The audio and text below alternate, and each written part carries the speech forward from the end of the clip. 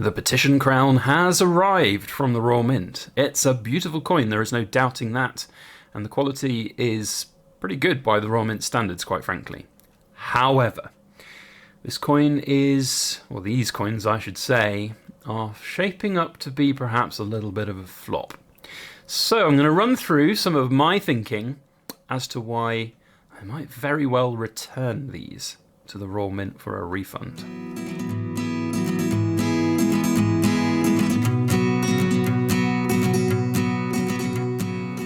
Hello everybody, Backyard Bullion here, and welcome to another In Focus Friday, where we take a good close look at cool things made of silver and gold. And we've got a Royal Mint unboxing and a pair of pretty cool looking coins today. It's the Great Engravers, the Petition Crown by Thomas Simon. Now this is a release from the Royal Mint that happened a couple of weeks ago. If you haven't seen my original video about its release and then my subsequent follow-up about the fact that it's potentially a little bit of a flop, then this is going to be the deciding factor, how good they look in the flesh, as to whether or not I will actually add these to my stack of proof coins. Now, of course, this is just a collection of my own thoughts and opinions. I'm not sponsored by the Royal Mint today. I am simply here to have a look at some beautiful coins and then make a decision as to whether or not I'm going to keep them.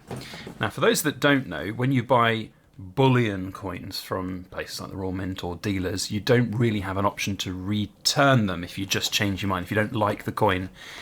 But with proof coins you do, and that's an important factor. So a lot of the time when you look at these types of coins from the Royal Mint, you can make rash decisions, and I think a lot of people do, certainly when it comes to things like the Great Engravers series. Now, the Great Engravers, for those that might not know, started out with the Una and the Lion, which went to absurdly massive, ridiculous £8,000, £9,000 per 2-ounce silver coin.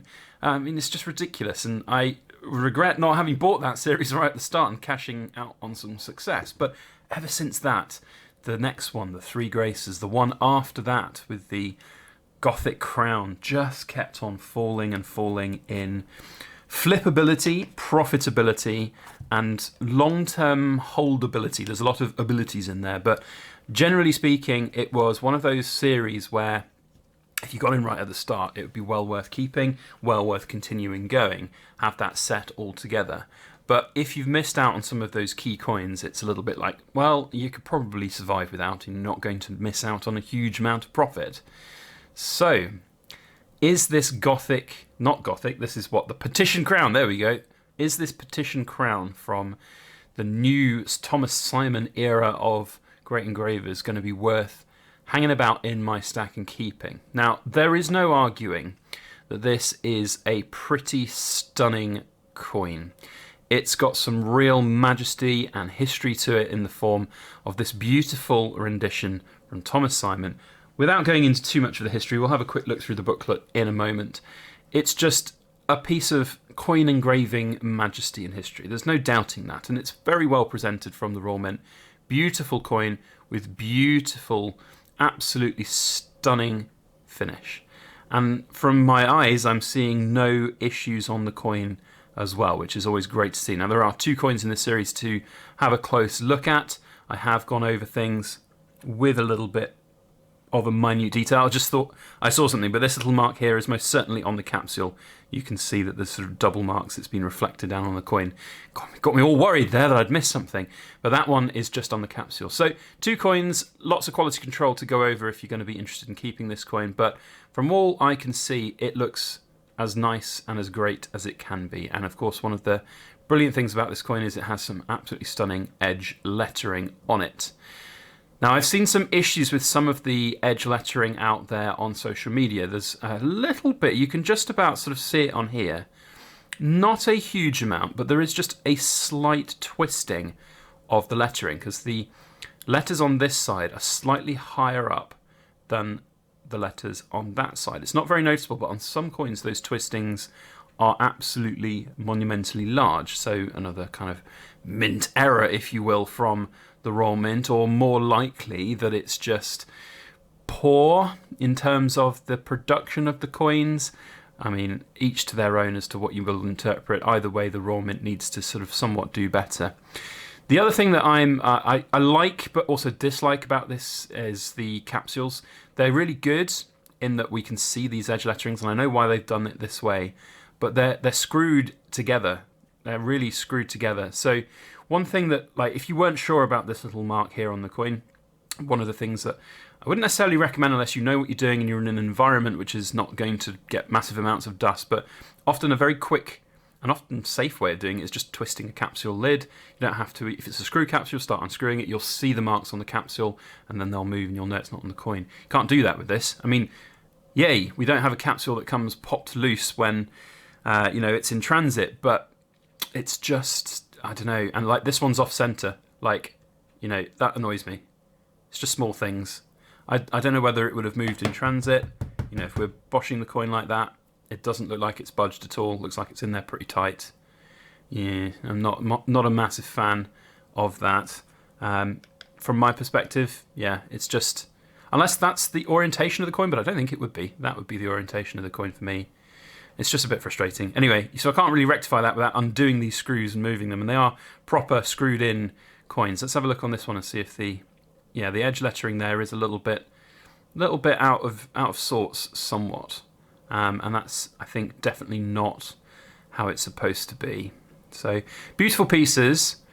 Are they going to be worth sticking in my stack? Now, let's analyse this rationally. These are 560 a pair.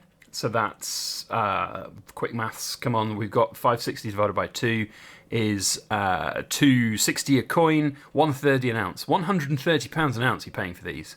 It's a lot. It is a lot. And can you get the cash out at the other end? Going to be very difficult, going to be completely brutal with you if there's still like 1,000 in stock on the Raw Mint's website, which is pretty much what is happening right now. There's zero chance of flipping these. But why would someone pay more for these right now than what they could buy them from the Raw Mint? And quite frankly, people can buy them from the Raw Mint with some cashback. There's like a 4.25% top cashback on topcashback.co.uk at the moment. There are other websites that can give cashbacks, credit cards, debit cards. Be careful on credit cards, but there are certainly lots of debit cards right now that can give some 1% cashback deals.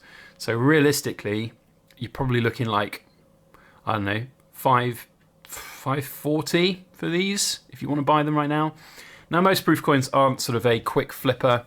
You're not supposed to sell them very quickly and turn them around. But over the long term, I'm not convinced about this series. When you look at the results of the Gothic Crown, which is arguably a sort of similar coin to this, if not arguably more beautiful, the 2-ounce versions of the silver crown of the silver Gothic Crown are not doing particularly well in terms of return. Am I happy to hold on to those two?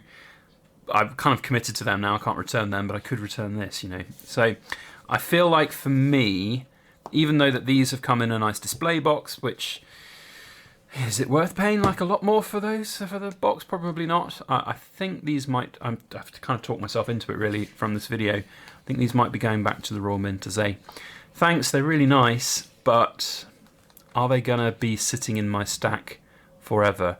And the 2 ounce is great. It's a nice coin. It's a good size, but kind of part of me thinks like the 2 ounce size has been selected because that's what all of the other Great Engravers were, 2 ounces in size. But because they're 2 ounces in size, this edge lettering, which was so stunning on the original coins, right up to sort of the rim of the coins, is now elongated. The coin has been stretched, but the text hasn't. I think the Royal Mint missed an opportunity here to really get that text as big as it could be on the coin and look at it like that. Or they missed a trick of doing these as a 1 ounce version and having a cheaper unit price for everything. I probably would have kept them if it was a 1 ounce coin. If they were just, call it 130 a coin, I'd probably kept them. But I think right now I have talked myself into sending these back to the Mint.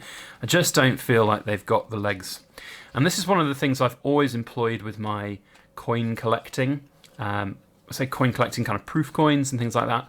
My ethos is maybe 8 out of 10 of the coins that you buy will probably just about break even. Maybe 1 or 2 of those 8 out of 10 will actually lose you a touch. In fact, let's readdress this. Let's call it 6 out of 10 will break even. 2 out of 10 will probably lose a relative significant amount of money. But it's the other 2 out of 10 that you pick that can earn big bucks sometimes, like the sovereigns and things like that. And not going to lie, there's definitely a sort of element of fear of missing out in the purchase of these. I wanted to purchase them because I was going to give them a chance to see how good they looked. But the fact that they've been selling really quite slowly, I feel like this is not going to be a series for me to keep for a long term. So it's beautiful, they're wonderful, but I'm well within my rights to change my mind on these coins, and that is what I am going to do. So it's no slight on the Royal Mint's quality. These are good, other than a slight twisting of that lettering and the fact that they've missed a few tricks in getting it even better. It's small margins, it really is, but that's the way that the cookie crumbles sometimes. And I think these are maybe, I could be wrong completely. And do you know what? If I am wrong and these go on to be £6,000-7,000 coins, which they won't, but if they do, then I'm fine with it. I really am. There are bigger things in life to worry about than potentially missing out on those types of coins and those types of prices. I honestly don't think that this will get to anywhere near those heights of the Una and the Lion. It's a beautiful coin, but it's not an Una and the Lion. It's absolutely not. So there we go. I've kind of talked myself into it. These will be packed up and returned to the Royal Mint today. I'm not advocating everybody should do that. I think everybody needs to make their own decision in their own context. And if you've bought these coins and you're thinking they're the next best thing since sliced bread and you're going to make hundreds and thousands of pounds worth of profit on them, then I'd love to hear your reasons why. If you, like me, think that perhaps they've got not a great deal of room to grow within the current market, then it would be great to hear from you too. That's going to be my ramblings on this today. Thank you to all my Rambling Society members who've stuck around to the end of the video. If you don't know what that is, then you're in the Cool Kids Club, because you've watched to the 12th minute of my inane ramblings about coins and silver and Royal Mint and everything. So love to hear what you think. See you down in the comments. Otherwise, if for some reason you're watching to this point and you're not subscribed, then you know what to do. Hit that subscribe button. Don't forget to hit the like on the way out. Otherwise, we'll see you on the next video. And as always, please make sure that you like, share, comment, and subscribe for more.